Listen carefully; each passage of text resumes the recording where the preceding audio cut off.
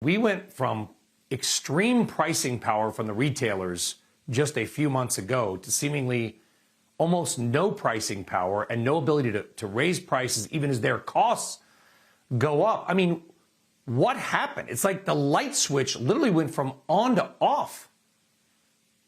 Brian, I can't, I've been on your show how many times in the past 2 years where we talked about this very fact, which is COVID was this period of time where there was no inventory. So everybody was selling stuff full price and companies were telling us, oh, this is the new normal. This can be our permanent margins. We'll just sell less stuff at higher margin.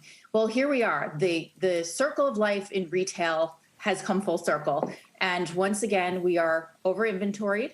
Target's a great example. Inventory up 43%, sales up 4%. We know what happens in those situations. Margin pressure, markdowns. So we're right back to pre-COVID where we're going to see accelerated markdowns. And particularly when you hear 700 billion combined revenues, Walmart and Target tell us that they were blindsided by consumer behavior changes and costs. That absolutely shook retail to the core yesterday. Yeah. I mean, listen, these CEOs, and I'm not going to pick on one over the other. These CEOs, they make tens of millions of dollars and they have one job. You know what that job is? That job is to predict. It's like the movie Margin Call. I don't know if you saw it, a great movie, by the way, about the financial crisis, where the CEO of the financial firm says, my job is to know when the music stops. That's it. That's their job. And they all missed it.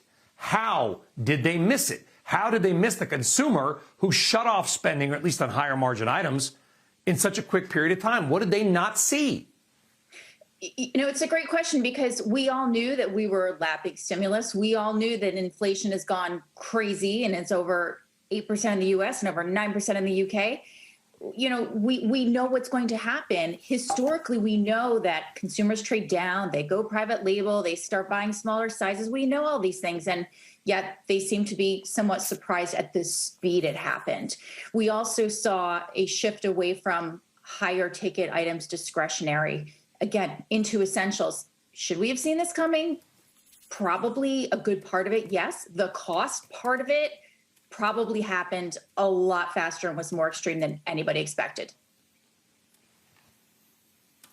Is there any company out there, retailer, that maybe in your mind, at least right now, Stacey, has gotten it right, or at least maybe less bad than some of the others? I mean, listen, we're going to find out in a couple of years that some of these stocks probably did not deserve to go down as much as they are right now, but the market doesn't care. It's just throwing gasoline and a lit match on pretty much every stock that it can. At some point, somebody's going to come out a winner out of this, I assume.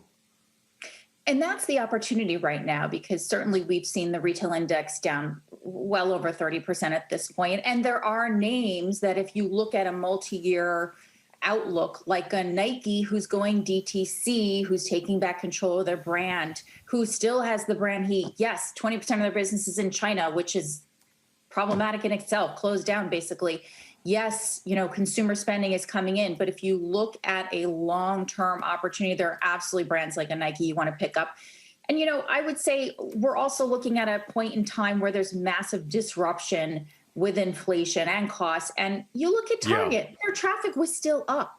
I mean, Walmart was all ticket. So there will be some incredible long-term opportunities coming out of this, but there's probably more pain to come with markdowns, particularly in the apparel space. Maybe good for TJ Maxx, is one of only 8 S&P 500 stocks that rose yesterday. They love higher inventories. They want to buy them all up for pennies on the dollar. Into their stores and sell it to you. Oh, yes, yeah. This is the best environment for that.